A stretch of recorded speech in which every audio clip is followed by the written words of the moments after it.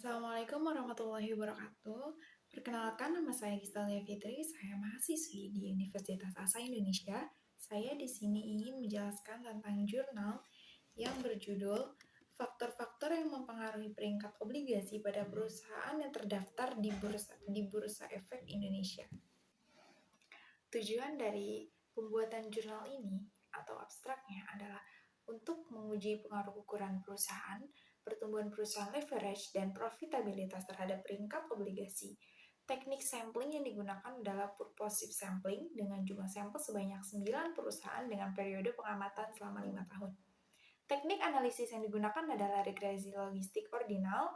Hasil analisis menunjukkan bahwa ukuran perusahaan secara signifikan berpengaruh terhadap peringkat obligasi, namun pertumbuhan leverage dan profitabilitas tidak berpengaruh terhadap peringkat obligasi di Bursa Efek Indonesia.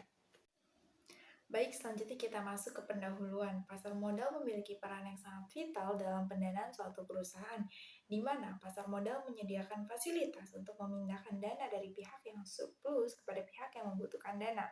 Pemerintah Indonesia telah memberikan sarana yang menunjang proses terjadinya transaksi di pasar modal dengan mendirikan Bursa Efek atau BI, agar perusahaan dengan mudah menawarkan saham dan obligasi kepada masyarakat. Pasar modal menyediakan dua jenis investasi yang paling populer yang sering digunakan. Yang pertama yaitu investasi saham, dan yang kedua yaitu investasi modal. Di Indonesia, investasi dalam bentuk obligasi relatif masih sangat kecil dibandingkan bentuk investasi dalam bentuk saham. Investasi dalam bentuk obligasi sangat menguntungkan daripada investasi dalam bentuk saham karena investor yang membeli saham belum tentu mendapatkan pendapatan perusahaan secara tetap. Lalu, obligasi juga menurut Brigham dan Houston pada tahun 2009, itu obligasi juga memiliki resiko yang harus diperhatikan, yaitu resiko ketidakmampuan perusahaan dalam membayar utangnya. Jika emiten mengalami gagal bayar, investor akan menerima jumlah yang lebih kecil daripada jumlah pengembalian obligasi yang sebelumnya dijanjikan. Semakin besar resiko gagal bayar, maka semakin tinggi nilai imbal hasil obligasi saat jatuh tempo. Selanjutnya yang kedua, tinjauan teoritis. 2.1 Obligasi.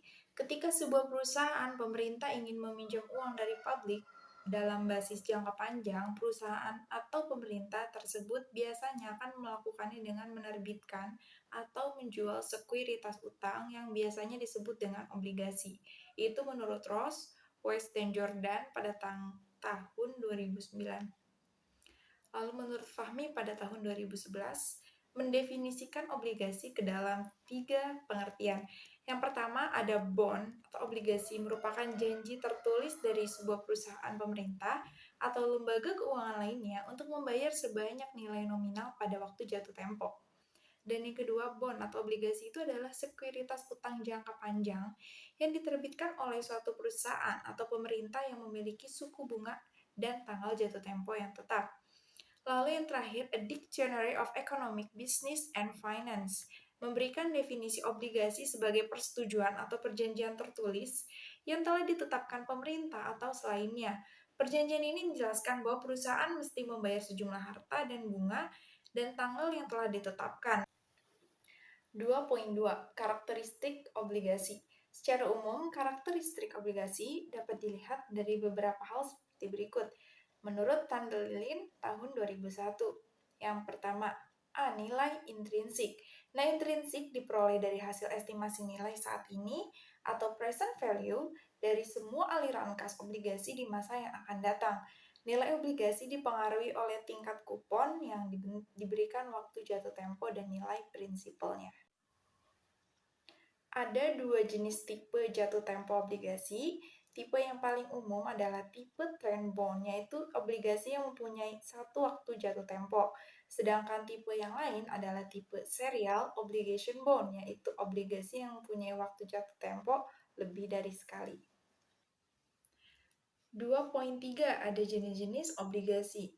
Menurut Tandelin tahun 2001, beberapa jenis dan karakteristik obligasi yang biasanya diperdagangkan di pasar modal. Yang pertama, ada obligasi dengan jaminan mortgage bond. Adalah obligasi yang diterbitkan oleh perusahaan dengan menggunakan jaminan suatu aset real, sehingga bila perusahaan mengalami kegagalan, memenuhi kewajibannya, maka pemegang obligasi berhak mengambil aset tersebut. Dan yang kedua ada obligasi tanpa jaminan. Nah, obligasi tanpa jaminan ini biasanya disebut dengan debentures atau unsecured bond. Adalah obligasi yang diterbitkan dengan menggunakan jaminan aset real tertentu. C. Obligasi konvensi, yaitu merupakan obligasi yang memberikan hak kepada pemegangnya untuk mengkonversikan obligasi tersebut dengan sejumlah saham perusahaan yang ada pada harga yang telah ditetapkan. F. Obligasi dengan tingkat bunga mengambang atau floating rate bond. Obligasi ini adalah obligasi yang memberikan tingkat bunga yang besarnya disesuaikan dengan fluktuasi nilai bunga pasar yang berlaku. G. Putable bond adalah obligasi yang memberikan hak kepada pemegang obligasi untuk menerima pelunasan sesuai dengan nilai par sebelum jatuh tempo. Putable bond melindungi pemegang obligasi terhadap fluktuasi tingkat bunga yang terjadi. H. Ada junk bond adalah obligasi yang memberikan tingkat keuntungan atau kupon yang tinggi, tetapi mengandung resiko yang sangat tinggi pula. Junk bond biasanya diterbitkan oleh perusahaan-perusahaan yang beresiko tinggi, atau oleh perusahaan yang ingin membiayai suatu rencana merger atau akuisisi. Halo semuanya, perkenalkan nama saya Rosdanella dengan NIM 2210302124. Di sini saya akan melanjutkan penjelasan mengenai obligasi dari teman saya yaitu Agista Aula Fitri. Selanjutnya itu ada 2.7 faktor-faktor yang mempengaruhi peringkat obligasi. Peringkat obligasi merupakan instrumen yang sangat penting bagi investor dalam menilai kinerja dari suatu perusahaan. Faktor-faktor yang mempengaruhi peringkat obligasi yaitu ada satu, ukuran perusahaan. Ukuran perusahaan dinyatakan sebagai determinan dari struktur keuangan dalam hampir setiap studi dan untuk sejumlah alasan berbeda. Pertama, ukuran perusahaan dapat menentukan tingkat kemudahan memperoleh dana dari suatu modal.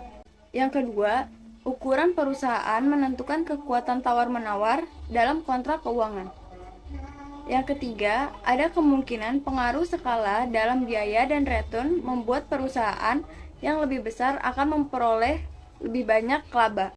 Selanjutnya ada pertumbuhan perusahaan. Pertumbuhan adalah sarana yang memudahkan untuk melihat interaksi yang terjadi antara keputusan-keputusan investasi dan pendanaan secara tidak langsung. Kita berasumsi bahwa penggunaan pertumbuhan sebagai dasar untuk melakukan perencanaan hanyalah merupakan pencerminan dari sangat tingginya tingkat agresi yang dipergunakan dari proses perencanaan. Pertumbuhan perusahaan terbagi menjadi dua, yaitu tingkat pertumbuhan internal dan tingkat pertumbuhan yang dapat dipertahankan. Kemampuan perusahaan untuk mempertahankan pertumbuhan secara eksplisit tergantung pada 4 faktor, yaitu yang pertama margin laba, yang kedua kebijakan dividen, yang ketiga kebijakan keuangan, dan yang keempat perputaran total aset. Selanjutnya ada leverage. Leverage adalah resiko yang memperlihatkan berapa utang yang digunakan perusahaan. Leverage memiliki 3 implikasi penting. Dengan memperoleh dana melalui utang, para pemegang saham dapat mempertahankan kendali mereka atas perusahaan tersebut dengan sekaligus membatasi investasi yang mereka berikan. Yang kedua, kreditor akan melihat ekuitas atau dana yang diperoleh sendiri sebagai suatu batas kesamaan sehingga semakin tinggi proporsi yang harus dihadapi kreditor. Yang ketiga, jika perusahaan mendapatkan hasil dari investasi yang didanai dengan dana hasil pinjaman lebih besar dari bunga yang dibayarkan, maka pengembalian dari modal pemilik akan diperbesar atau diungkit. Selanjutnya ada profitabilitas. Rasio profitabilitas adalah sekelompok rasio yang menunjukkan gabungan efek-efek dari likuiditas, manajemen aktiva, dan hutang pada hasil-hasil operasi. Semakin baik resiko profitabilitasnya, maka semakin baik menggambarkan kemampuan tingginya perolehan keuntungan perusahaan. Analisis profitabilitas menjadi 3, yaitu 1. Tingkat pengembalian atas investasi. Yang kedua, ada kinerja operasi untuk mengevaluasi margin laba. Yang ketiga, ada pemanfaatan aset. Selanjutnya, ada penelitian terlebih dahulu. Sejumlah penelitian yang meneliti prediksi peringkat obligasi memang sudah banyak dengan variabel independen yang hampir sama pula, tetapi memiliki kesimpulan yang bervariasi serta memiliki metode penelitian yang berbeda-beda dalam memperoleh hasil penelitian. Selanjutnya, ada kerangka pemikiran, yaitu ada ukuran perusahaan, pertumbuhan perusahaan, leverage, profitabilitas akan menjadi peringkat obligasi. Selanjutnya ada hipotesis. Yang ketiga ada metode penelitian. Objek atau lokasi penelitian.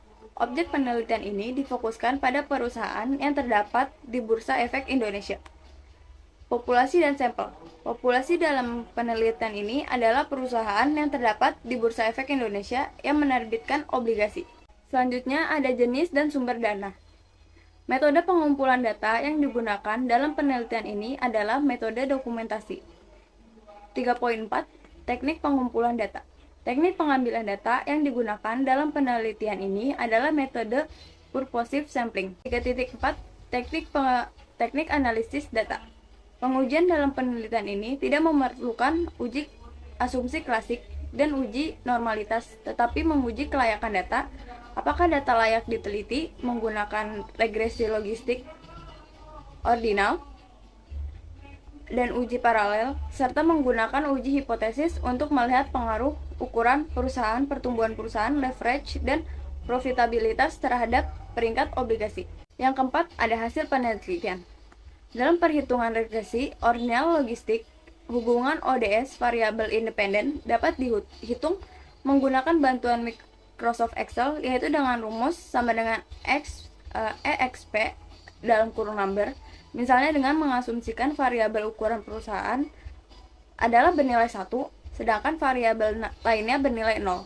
Maka EXP dalam kurung 2018 sama dengan 7.523. Jadi disimpulkan, jika terjadi kenaikan 1% ukuran perusahaan, maka akan menaikkan peringkat obligasi BBB klarifikasi 4 sebesar 0,9957%. Peringkat A klasifikasi 5 sebesar 0,9961%. Dan peringkat AA klasifikasi 6 sebesar 0,9961%. Dari persamaan regresi logistik ordinal di atas, maka akan menunjukkan arah hubungan sebagai berikut. Yang pertama, hubungan perusahaan memiliki arah hubungan yang positif terhadap 2018, artinya jika terjadi kenaikan ukuran perusahaan sebesar 1%, maka akan menaikkan peringkat obligasi sebesar 2018%. Begitu pula apabila menurunkan ukuran perusahaan sebesar 1%, maka akan menurunkan peringkat obligasi sebesar 3051%. Yang kedua, hubungan perusahaan memiliki arah hubungan yang negatif sebesar 0,01%. Artinya, jika terjadi kenaikan pertumbuhan perusahaan sebesar 1%, maka akan menyebabkan penurunan peringkat obligasi sebesar 0,01%. Begitu pula sebaliknya, jika terjadi penurunan peringkat obligasi sebesar 1%, maka akan menaikkan peringkat obligasi sebesar 0,1%. Yang ketiga ada leverage. Memiliki arah hubungan yang negatif sebesar 0,140. Artinya apabila terjadi kenaikan leverage sebesar 1%, maka akan menurunkan peringkat obligasi sebesar 0,140%. Begitu pula menurunkan leverage sebesar 1%, maka akan menaikkan peringkat obligasi sebesar 0,140%. Dan yang keempat, ada profitabilitas memiliki hubungan yang negatif sebesar 0,076. Artinya, jika terjadi kenaikan profitabilitas sebesar 1%, maka akan menurunkan peringkat obligasi sebesar 0,076%. Begitu pula sebaliknya, jika terjadi penurunan profitabilitas sebesar 1%, maka akan menaikkan peringkat obligasi sebesar 0,076%. Berdasarkan uraian dan analisa yang telah dikemukakan, maka secara garis besar dapat disimpulkan sebagai berikut.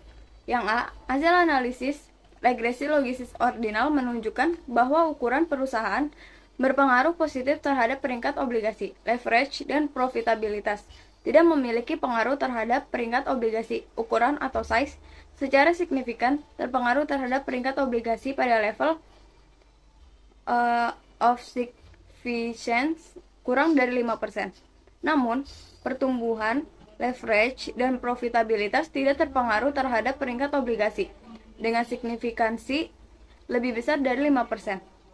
Yang B, kemampuan prediksi dari keempat variabel tersebut terhadap peringkat obligasi sebesar 32,6%, sebagaimana ditunjukkan oleh besarnya P pseudo R square sebesar 32,6%.